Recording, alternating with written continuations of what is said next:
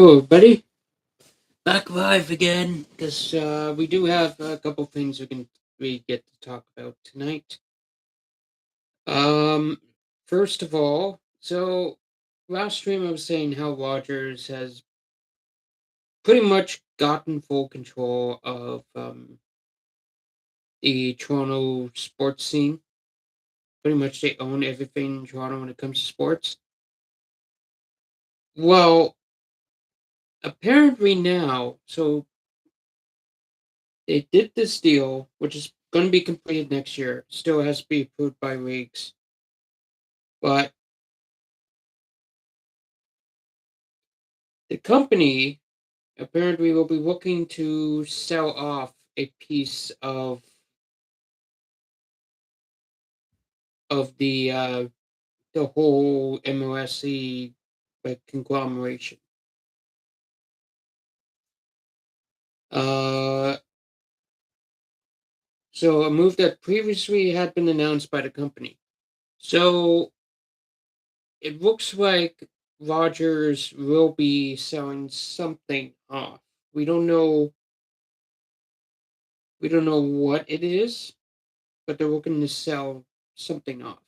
Now, the Jays aren't a part of MOSC. They're owned by Rogers. They're just not a part of MOSC, that part of the thing, of the whole thing.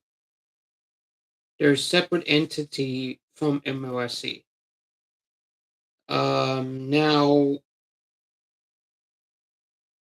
Rogers is, according to the outlet, so according to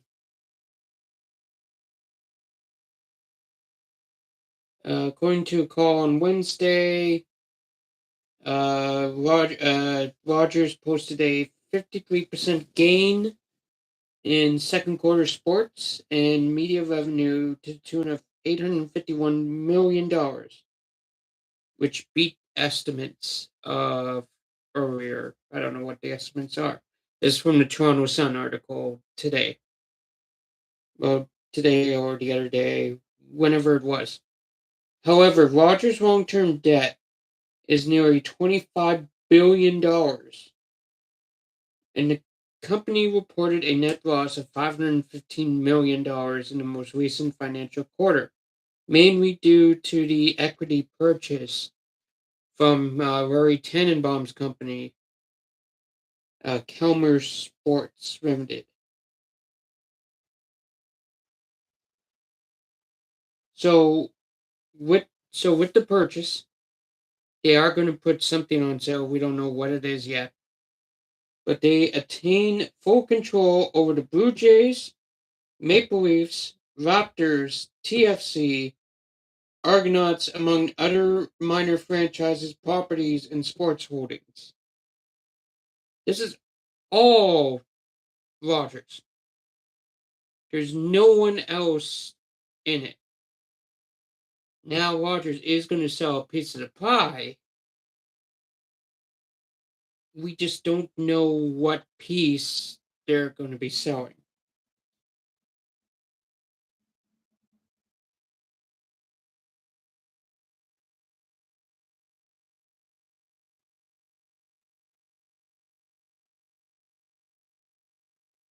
Edward Rogers, the company's executive chair, added, "Sports is a great unifier. It rallies us and brings us together in a truly unique way." Okay, sports does do that, but when a telecommunications company, takes full control of sports in one area, it's not it's not good. It is not good. Not good at all. I think there's just it's too much. Now Rogers is selling a piece of pie. We don't know who's gonna sell, like what team is selling. It could be the Blue Jays. But they have to coop up some cash. It might be the Blue Jays. It might be one of the more non-profitable teams. Like the Argos aren't really that profitable. Like you sell off the Argos and then the Blue Jays become part of MLSE. They need to recoup some kind of cash because they spent a lot of it acquiring all these teams. They have to they're in debt $25 billion. Now, obviously, you're not going to be able to recoup all the $25 billion that you're in debt, but at least you get some kind of cash equity back from all this. Um, Another thing we'll get more in depth as the days go on with this, but it's actually kind of nice to hear that Toronto is Rogers is going to sell something something out of it. Um. Oh God. So luckily I don't have. Okay, I might stop this. So I have Sportsnet Plus on the Amazon Prime. I might be canceling it because apparently they're going to be hiking prices again.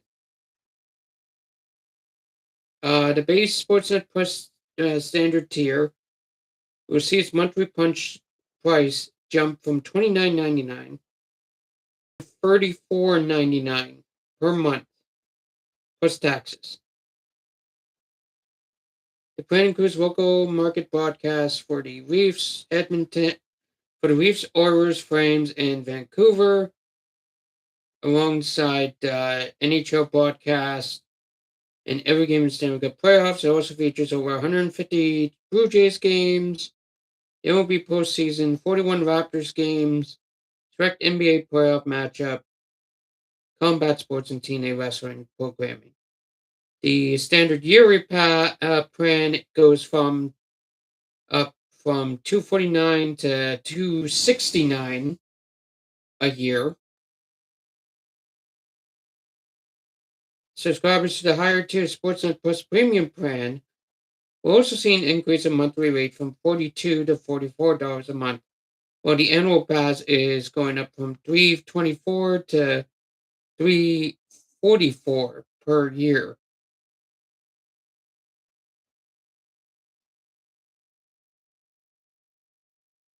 Last year around this time, Sportsnet Plus prices also saw a price increase at the tune of 30%, which has made fans pretty angry. Well, it does. I'm not exactly happy with it.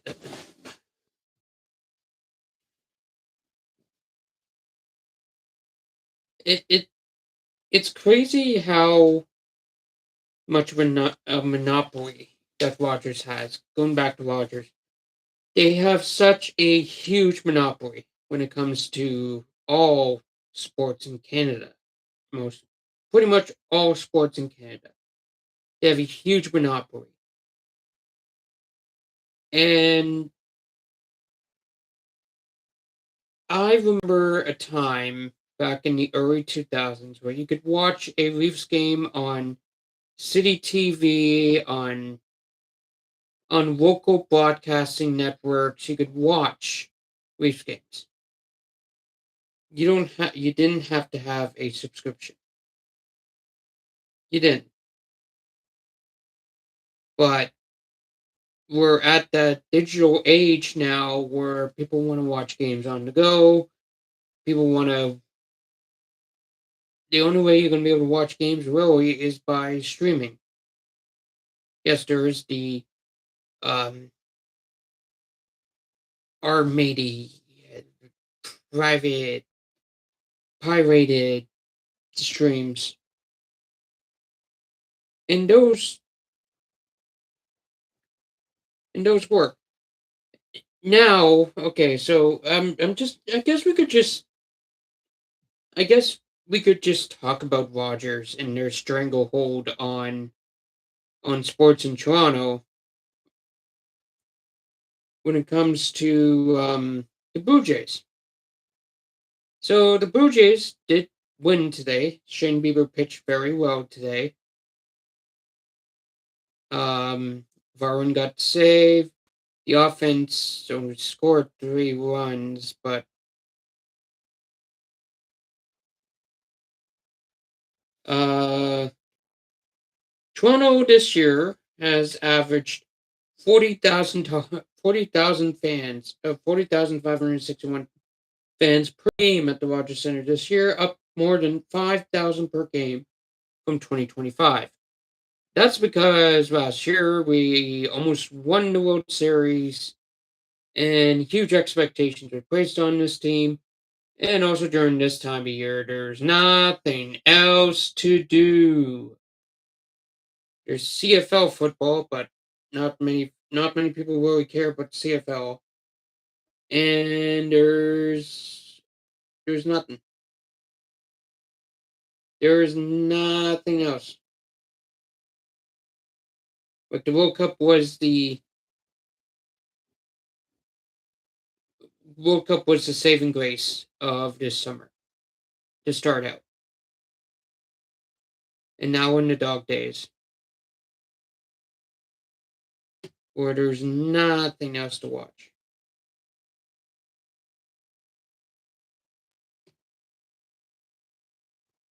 And you know who's taking all advantage of this? Making a lot of money? Rogers. Like I said, Rogers is has a stranglehold on everything, and they will not let go of the stranglehold. Well, I shouldn't say that. They are going to let go of a little bit of the stranglehold, but we don't know how much, we don't know what they're letting go because they want to acquire cash after spending so much of it. So because of that, they are selling something. Do we know what they're selling? No. It wouldn't surprise me that maybe they go to some other broadcaster and say, like, other Canadian broadcaster and say, hey, we have this NHL package. We could sublet it to another broadcaster for a certain amount of money and acquire cash that way. But the most cash you're gonna probably try and get is um through selling a stake in MOSC or by maybe selling a stake in the Blue Jays or selling a team out of the MOSC, selling something to acquire cash. Now, Rogers will still have a big piece of sports in Toronto, but at least it will be a change. It'll be a change in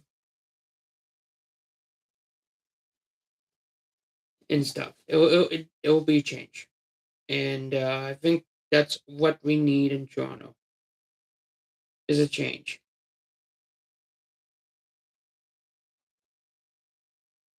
Just 1 second here.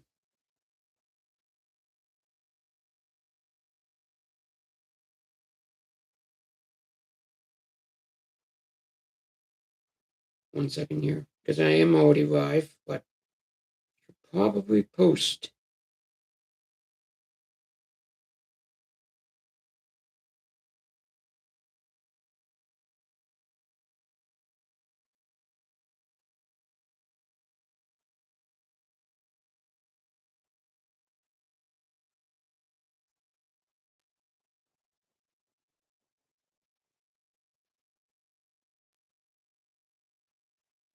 Okay, give it a second.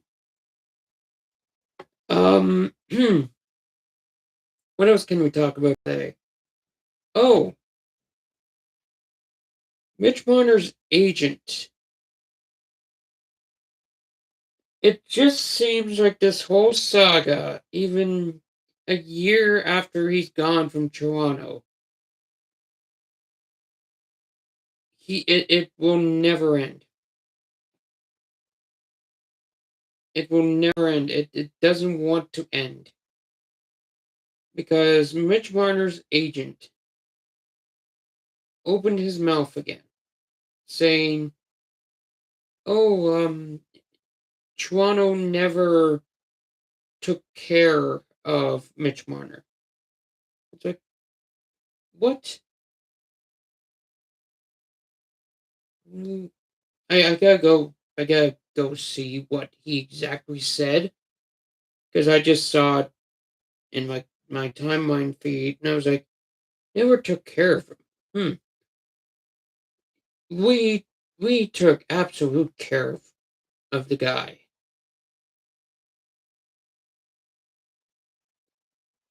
He just never did what he did for Vegas this year. He never did that while Toronto was in the playoffs. He never did that. He never took control of a playoff of the playoffs. He never did. Like that whole era of the Toronto Maple Leafs. It never took control. It never brought anything. It brought us playoffs, but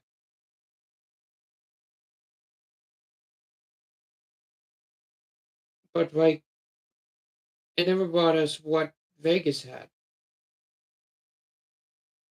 Now, Darren Ferris, if you all know Darren Ferris, he can be an idiot.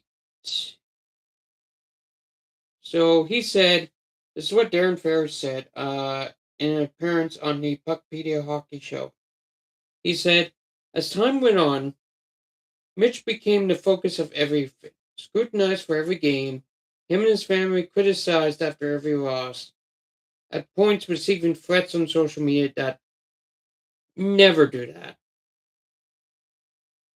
Never threaten anybody, even if he is doing bad. Don't ever do that. That's just a scumbag move. There's a lot of those idiots on social media that are scumbags, and they'll do that. Uh, which was disturbing. I received plenty of disparaging comments and misguided reports. There was a hysteria. You gotta remember, Mitch was carjacked in Toronto. Every year the team came up short, he was the one singled out. He was the one singled out because like he was praying. He was the one that was playing horribly. Like let's not all be defendant on Mitch Marner. Mitch Marner was one of the reasons. Mitch Marner was his own reason getting out of Toronto. He just couldn't perform in the playoffs. Just could not. He could perform in the regular season, just could not perform in the playoffs. Now there are other guys on the Toronto team that are the same thing. That were the same thing. This is a guy that had the most playoff points on the team, who played through a fractured ankle in the Boston series. Did he? I don't remember that. He really bred for that team, and he was never protected by his organization, in my opinion.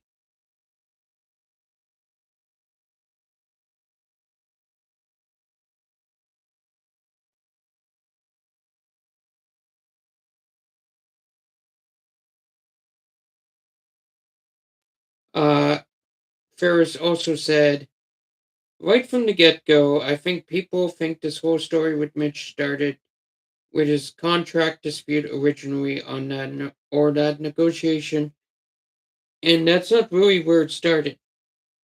I mean, back when he first signed with the Reefs on his entry level contract, they did not want him to have performance bonuses in there. Okay, so back at that time, and this is what Lou Lamoriello.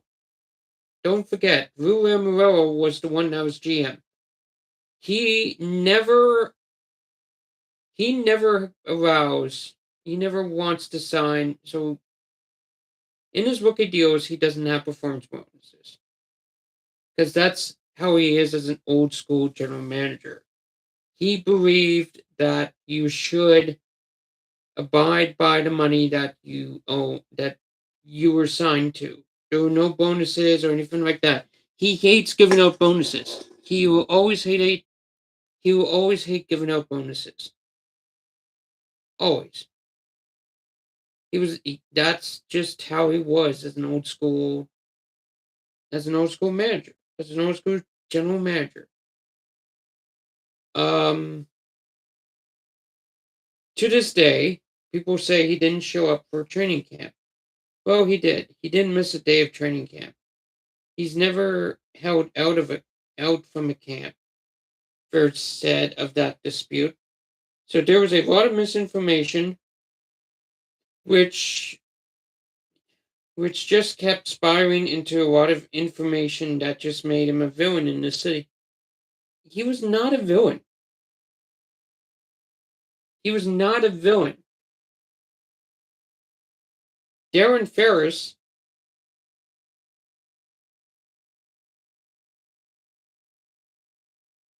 Darren Ferris is a villain in this city. In this city, Darren Ferris is hated in this city.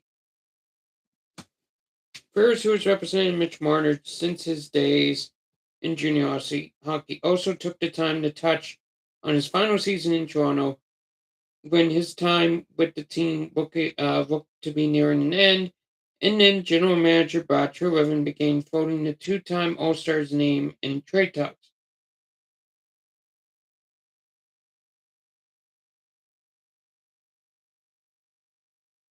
Darren Ferris also said, much was made of the Carolina proposal that Brad Treliving put in front of him. Nobody had the real information that was out there. There was never a trade in place. It was just a suggestion put on Mitch. Would he go to Carolina if a trade would be consummated? Ferris said, mentioning that Marner didn't like the time in his deal because his wife was pregnant at the time. And that's right, his wife was pregnant at the time of the deal. I wouldn't want that either. And he didn't want to uproot the family while that transpired. Here's the thing though. To me, him going to Vegas started a while ago. It did. It started a while ago. Him leaving Toronto was a long while ago. It's just the way Toronto handled it.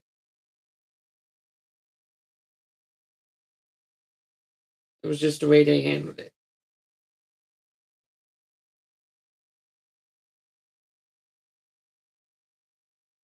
But there's a lot of other stuff that he said, and it's Darren Ferris. Darren Ferris is also the same agent as I believe Austin Matthews. He so when he was negotiating with the Toronto Maple Leafs on his on deal, he told them that he would be he would take his client to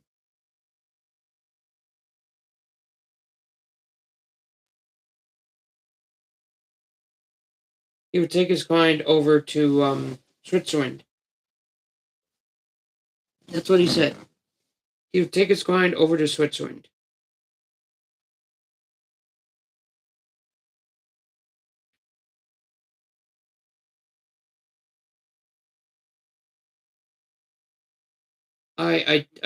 I don't get that. I think that you would probably want to try and get your negotiating done. Not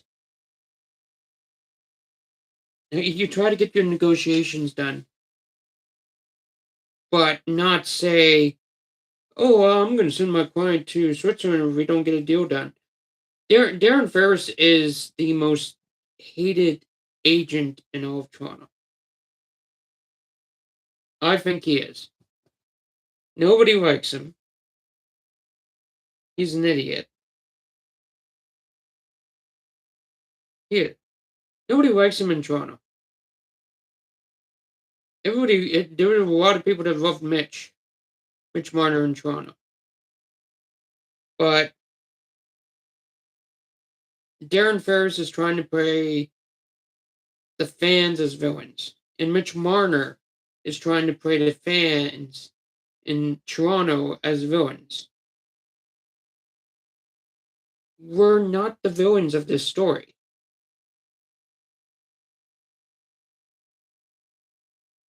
As fans, we're not the villains of the story. Villains of the story are like Mitch Marner, or Darren Ferris, and anybody that's trying to say that. Like Mitch Marner saying how he Mitch Marner saying how he was going to reveal the story if Vegas won the cup. It was annoying. I honestly think that if you're going to do that on your own time. Oh, there we go. Now I can actually post.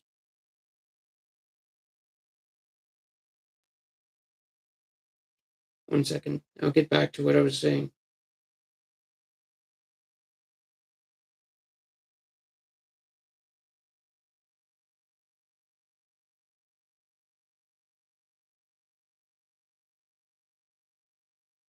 Just give me one moment here.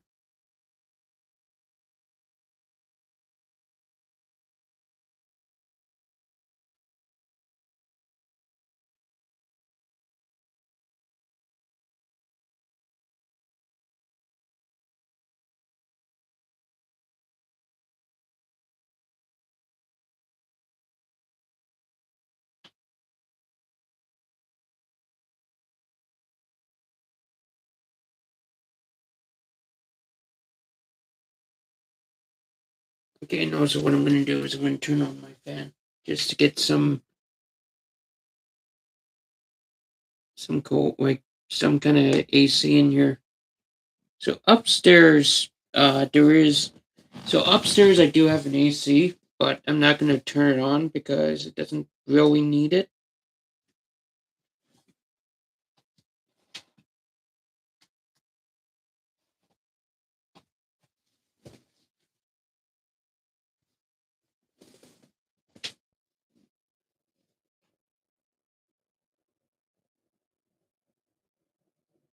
There we go. That's better.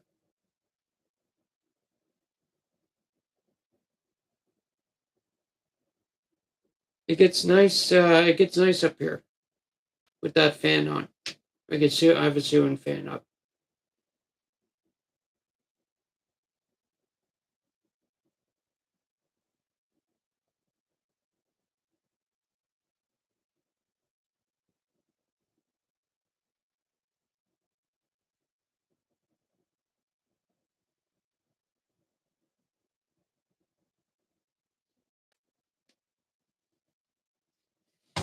Okay. Um, I'm done with Mitch Marner. It it's not. It's been talked about enough everywhere about Mitch Marner, and I think we need to just get past it. Darren Ferris doesn't need to open his mouth about it. It's already over. It's done. He's not with the team no more. Um, let's see. What else? What else is there needed? talk about right now when it comes. Oh, actually, we do have a signing. Chicago signs Patrick Kane. Patrick Kane's going back to Chicago. Um, Connor Bedard pitched Patrick Kane coming back. I think this is a great move by Chicago. Finally, if Patrick Kane can get back to his good self, he can help out that Chicago team. That Chicago team hasn't built the team around Connor Bedard very well. They stripped it to the very core, eventually to the point where Connor Bedard was when Connor Bedard was drafted, for some reason,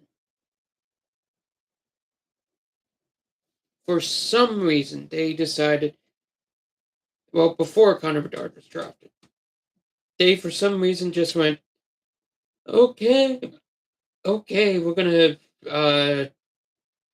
strip it to the core. Goodbye to Brinkat, goodbye Hagel, goodbye any memorable piece, young piece, because both those guys were young and they still relatively are. I don't understand it. I never will understand it. Now you look at this Chicago team and you go, is this team really built for a guy like Connor Bedard?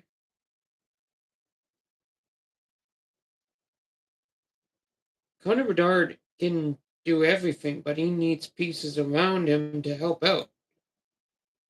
They're not there.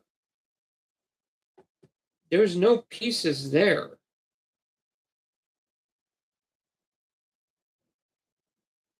There's nothing there for Bedard.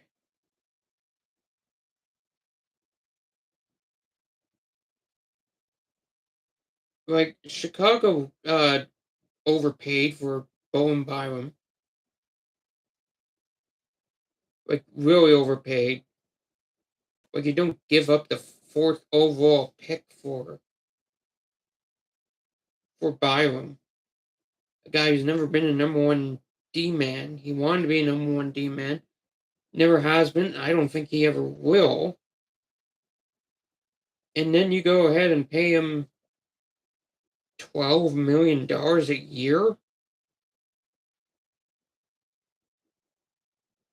Now I'm happy that Connor Bedard got the bag. He got a lot of money to stay in Chicago. But it just still doesn't make sense to me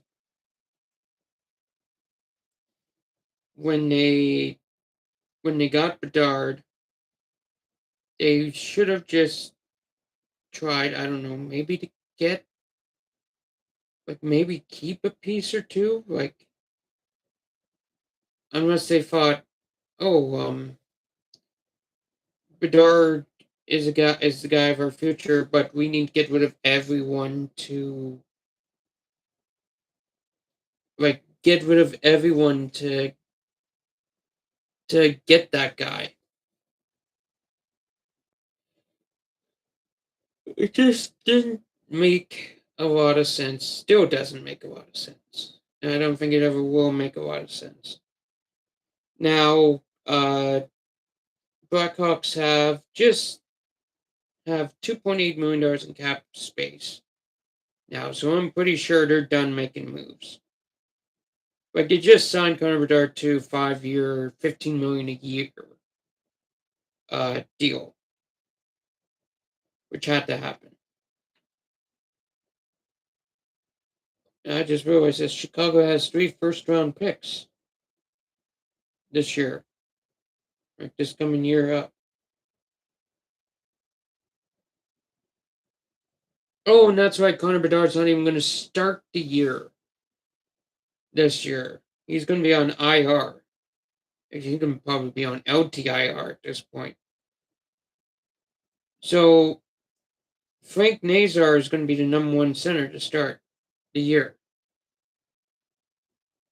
But you still look at this team and you go, this is not a very well thought out team. Patrick Kane comes back. Nazar's the 22-year-old center. Then you go, okay, what's next? Tyler Bertuzzi, 31-year-old. Middle six forward can play in the top six in a pinch. Teuvo Teravainen, same thing as Bertuzzi. Ryan Donato, again, middle six forward at best. Jordan Greenway is bottom six forward. Andrew Mangiapane, again, middle six forward at best. Cole Smith, 30 years old. Don't know that. Don't know why you signed him. And then a lot of younger rookies.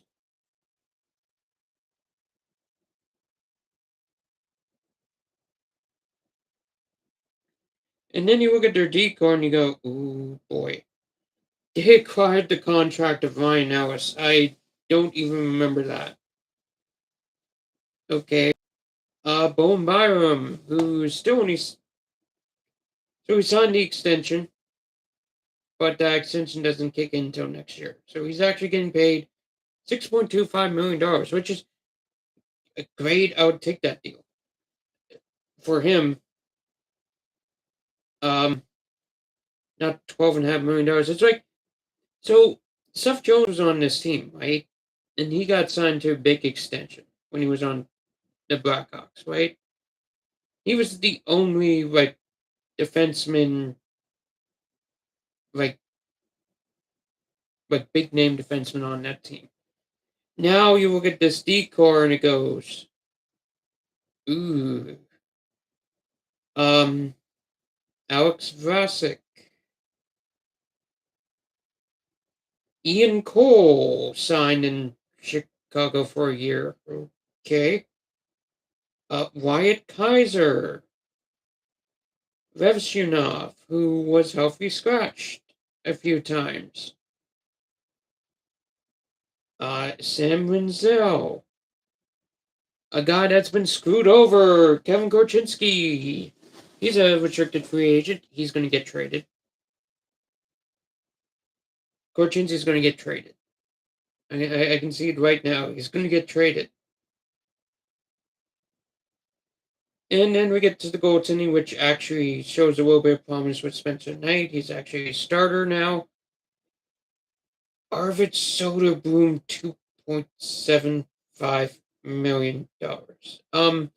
Let me just. I'm going to just pull up the stats on Arvid Soderblom, and then you can justify to me. Why does he get $2.75 million? Okay, so last year, 26 games played, he had a goals against average of uh 3.80 and a save percentage of 0.88. Uh, um, uh, ugh. Um, in his 112 games played, he has a goals against average of 3.62 and a save percentage of 0.887. Obviously, never appeared in the playoffs of Chicago Blackhawks. They have not been that great ever. Well, I shouldn't say ever, but they haven't been great in a very long time. Really, Chicago? Really? You couldn't shed that salary and go out and get yourself a better backup? There are backups better than Arvid Soderblom on the market?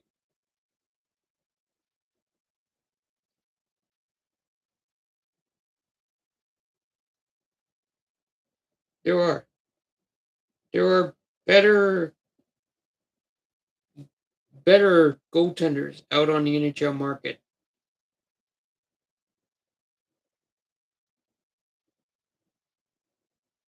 Way better. Way better guys. But you're telling me you want to give Arvid Soderblom $2.75 million to be a very, very, very below average goaltender.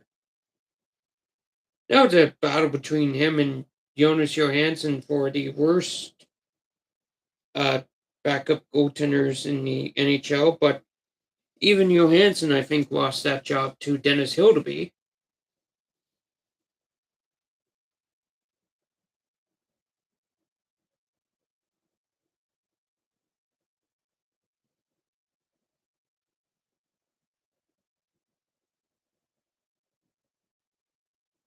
I think I spelled that right. We'll find out. Jonas Johansson. Yes, he was a backup goaltender for Tampa Bay. No, you just went right back to Chicago, didn't you? Yep, you just went right back to Chicago Blackhawks. Tampa, Tampa, Tampa. There's Tampa. Still $3 million in cap space.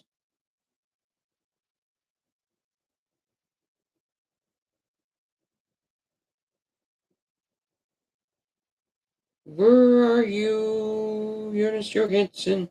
There you are. Jonas Johansson, $1.25 million. So Arvid Soderblom's bad. Here is Jonas Johansson. 25 games played last year. 3.29 goals against average. Okay, so that's better than Soderblom. But his save percentage is 884.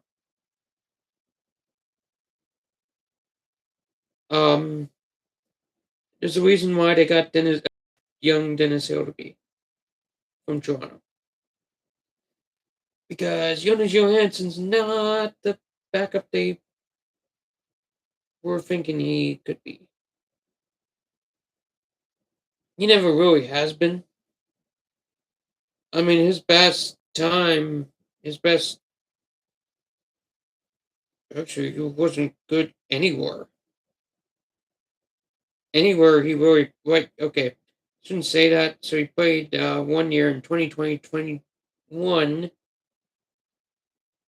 that the COVID shortened season?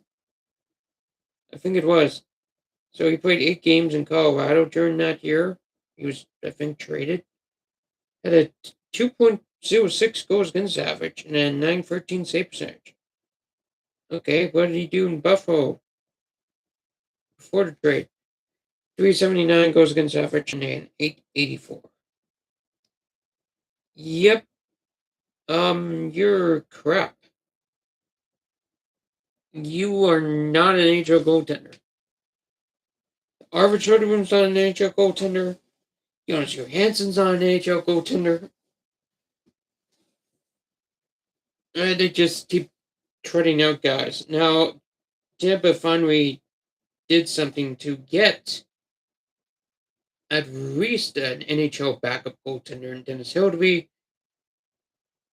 Will he be a starter once Vasilevsky leaves? We'll see what happens.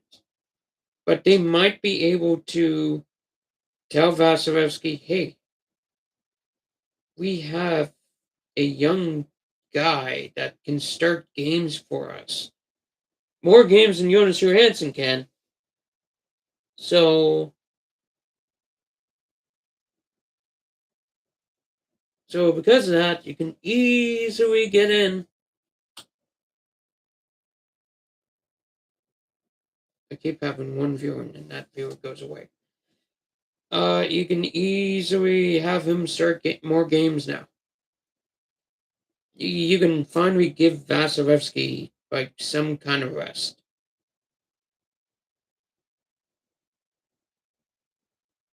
Like actually have him rest. Like actually have him be the all-star goaltender in the playoffs for Tampa. There is no goaltender in the NHL now that should be starting 60, 65 games. Like, you need an NHL backup who can start games for you and be a quality backup. And if your starter gets injured, he can step in and be a quality starter and help you out, help you win games. But some teams just don't want that. They want their starter to start like the majority of games. And I think that was one of the problems in Toronto was that they thought that they could have a guy like Joseph Wall and Anthony Stolarz. One of those guys was going to start a huge majority of games.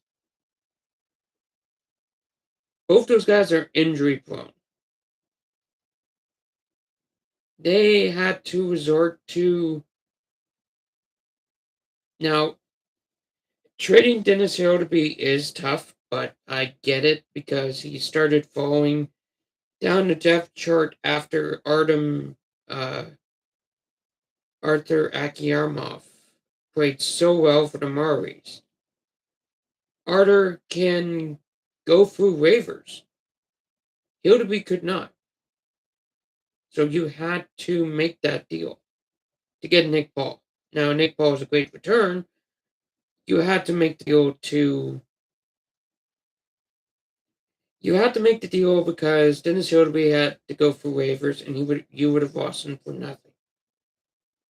So making the deal, getting something in return for Dennis Hildeby, who fell off the depth chart. He fell down. He was the number 4 goaltender. He was an NHL caliber, but he was number 4 on our depth chart.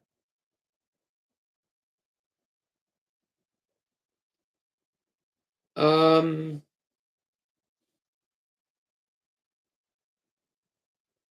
I'm just gonna look up maybe they might have bad NHL goalies.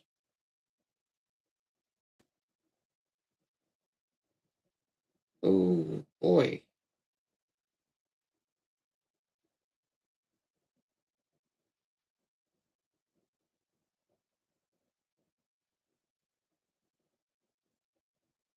Okay, here we go. Worst NHL goalie record of this past year. Kevin Rankin was 11-27-5 for the Vancouver Canucks. I mean, Vancouver was a horrible team, anyways. His save percentage 875. Oof. And it goes against average of 3. I don't book so much it goes against averages anymore. Because that doesn't tell the story, the whole story. If Eustace Annunen on this list. Yeah, okay, so his record was 10-12-2. But here,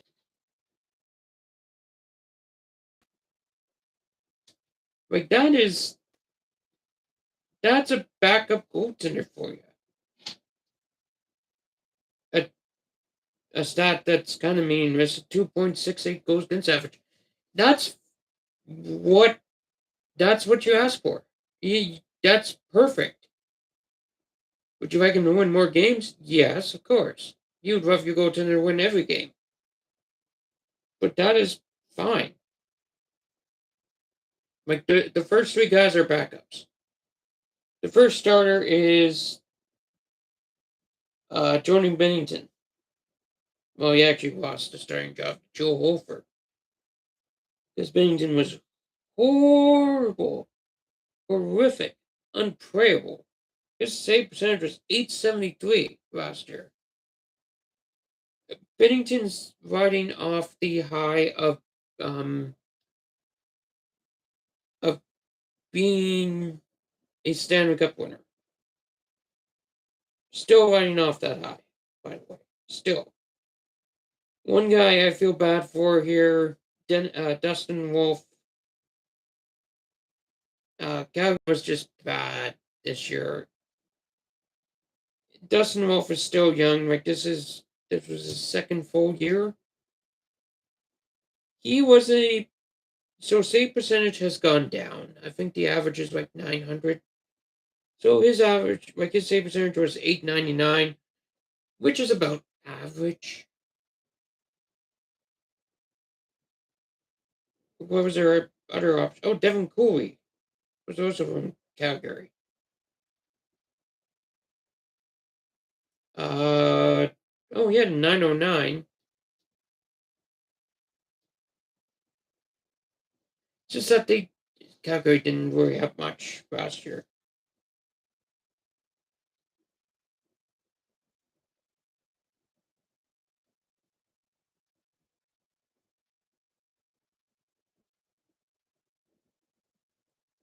Can I sort this? Oh, there we go. Worst save percentage on this list. Samuel Urson. Remember when he was a Reef for a little bit? Like his contract rights were with the Reefs? Yeah, oof. Then we have Aiden Hill, Jordan Bennington. Is that who I think it is? Oh, Freddie Anderson.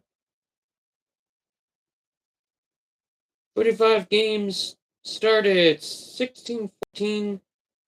His save percentage during the year was 874. Oh, Edmonton, I hope. Actually, no. Edmonton fans, I hope you think that Freddie Anderson's going to be the playoff goaltender that he was, not the regular season goaltender.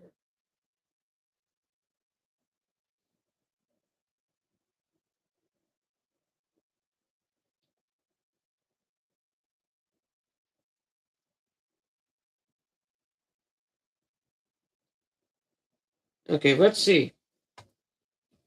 No, that was the worst NHL goalie records. Let's see. Um,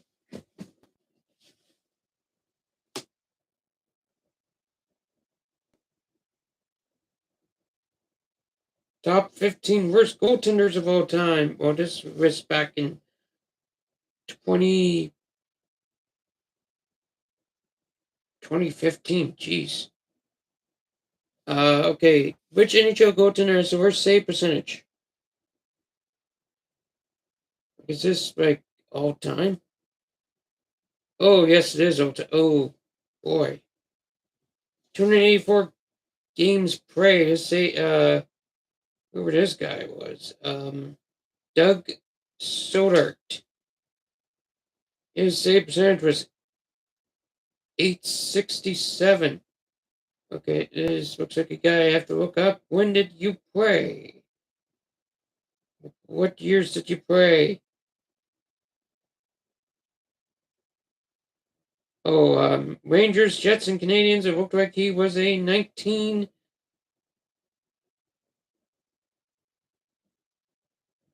1980s goaltender. And I was correct. He was 110, 104, and 42 ties. I mean, back at that time, you don't have. Oh, yeah, and so you remember how I said goes against average is a really meaningless stat? Yeah, his goals against average was 3.97. So I don't know how you were an angel goaltender with stats like that. Ooh, let's see, who else is on this list?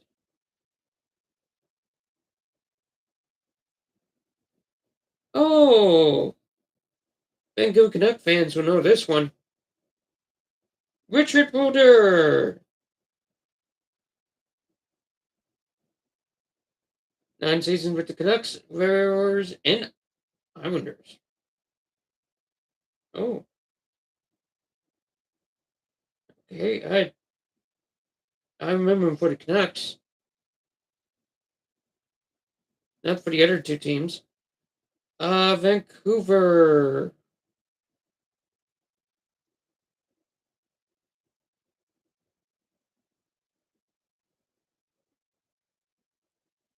He was an 872 save percentage in the 80s. Goals against average 386. Yikes. 872 save percentage. Mm-hmm. Okay. Who was the best goaltender out of these guys? I just threw away that list. That's fine. Um, let's see. Do I have one more topic I can maybe just talk about for a second before I turn this off? I usually try to keep this like an hour to hour and a half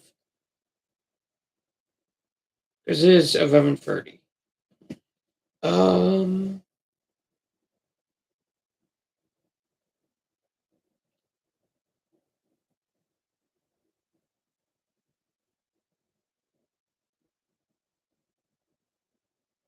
let's see. Sports news today. What do we got?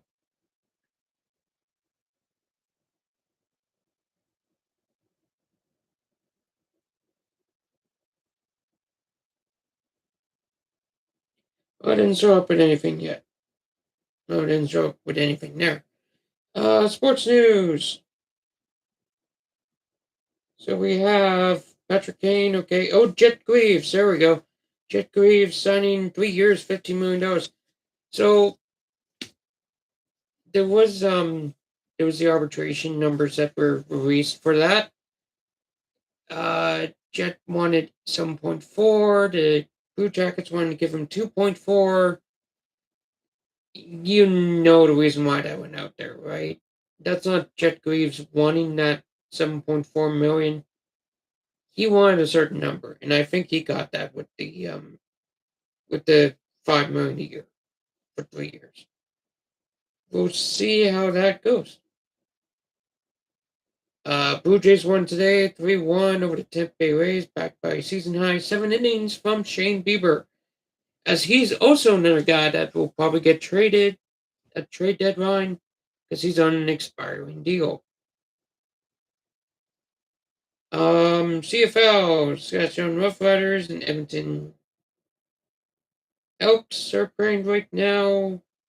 Canadian soccer. So the Canadians men's team announced 4 international friendlies against Chile and Peru following their World Cup one. And that's the main topics of the sports today. As you can see, it is, like I said at the beginning of this stream, it's the dog days of summer where not a lot goes on. It's where a lot of reporters will go, okay, we're going on vacation. We're going to the cottage and we're going to relax there. If anything big comes up, oh, what other people report on it. That's what it is up here. Anyways, I'm going to end the stream. Not much this time around, which is fine. I mean, the link's in the description, so you can actually probably find all my videos, all my previous other live streams that I've done in my channel. Like, comment, subscribe, all that good stuff. And we'll see you next week. It'll be a couple days before I go back live, unless something else happens, unless a big thing happens. I think my next stream actually is going to be more probably wrestling related. I do have a lot of wrestling in Japan to catch up on, and also AEW has a pay per view coming up this Sunday. Redemption. WWE, I do watch pay per views, but I don't really keep track of storylines and whatnot. The next one, though, I am the SummerSlam. I'm kind of excited about that because I want to see Oba Femi versus Brock Lesnar. That's the match I want to see the most. Anyways, that's it for me tonight. Like, comment, subscribe, all that good stuff. Follow me on all my socials. The link is actually on top of my channel. And we'll see you all next week.